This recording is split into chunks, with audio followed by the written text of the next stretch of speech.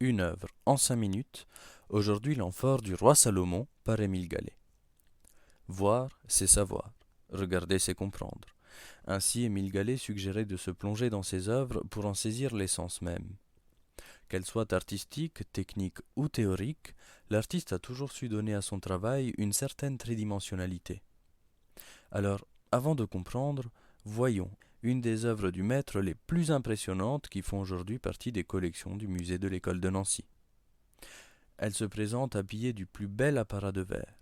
Éditée par la cristallerie de Gallé pour l'exposition universelle de Paris en 1900, elle était la pièce maîtresse d'une reconstitution de Fourverrier présentant d'autres vases témoignant de la maîtrise exceptionnelle en qualité de verrier du futur président de l'école de Nancy, un an plus tard. C'est Eugène Corbin, collectionneur et mécène de l'école de Nancy, qui l'acquiert en 1904 et qui donne ce vase à la ville en 1935 pour intégrer les collections du futur musée. Les plus observateurs la reconnaîtront en arrière-plan de ce portrait du couple Corbin, par Victor Prouvé. Cette réalisation étonnante, notamment par sa taille, plus d'1 mètre de haut pour 50 centimètres de diamètre environ, se dévoile à nous sur un socle en fer forgé soutenant une amphore en verre soufflé. L'alliance de ces deux matériaux se fait de manière raffinée et nous porte à nous intéresser aux détails. Voyez ces incrustations métalliques argentées et dorées mêlées à cette surface teintée d'un camailleux de verre. Les montants du socle dévoilent des mouvements courbes et organiques animant le tout et portant notre regard vers ces diverses applications autour de la panse. Chacune prenant la forme de coquillage autour de ce paysage capté par Gallé rappelant le scintillement des fonds marins. Sur le col viennent se développer algues et plantes liant deux seaux imitant la cire. Le thème est aquatique, Émile Gallé représentant autant la faune et la flore marine que terrestre. Il s'inspire ici d'une amphore gallo-romaine qu'il possédait, datant du IIe siècle avant Jésus-Christ, ayant été retrouvée en mer Méditerranée. Jules Verne et ses 20 000 lieues sous les mers en 1870 est à l'origine de cet intérêt d'époque pour ces mondes inexplorés dont Gallé se saisit.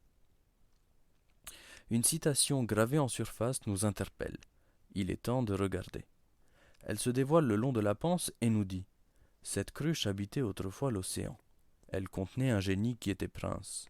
Fissage saurait briser enchantement par permission du roi Salomon qui a donné sa voix au mandragore. » Aussi mystérieuse que cette citation peut être, le doute se lève lorsque nous découvrons l'origine de ces mots qui sont extraits d'un texte de Marcel Schwab, écrivain et ami de Gallé.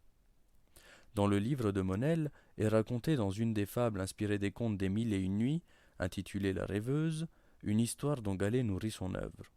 Dans celle-ci, Marjolaine, une jeune femme, reçoit de son père disparu 7 petites cruches qui n'ont aucune le charme ni la beauté de l'amphore du maître.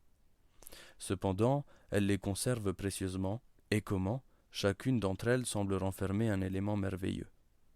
La cruche verte contient un génie, qui était prince. Seule une jeune femme, un soir de pleine lune, saurait briser l'enchantement.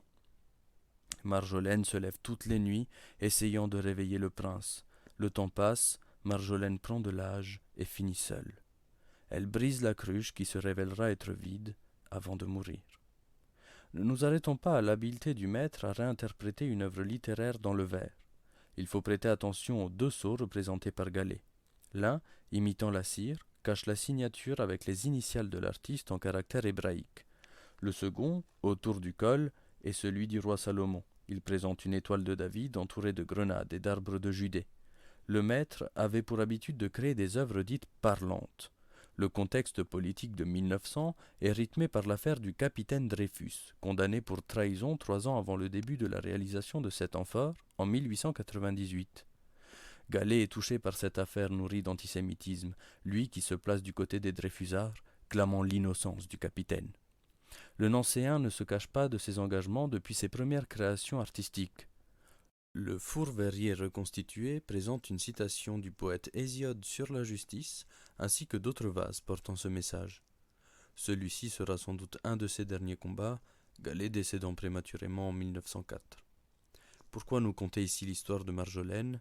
À celui qui en prendra conscience, il dit de ne pas attendre avant d'agir, de ne pas rêver sa vie et d'aller droit au but, avant même d'en subir les conséquences.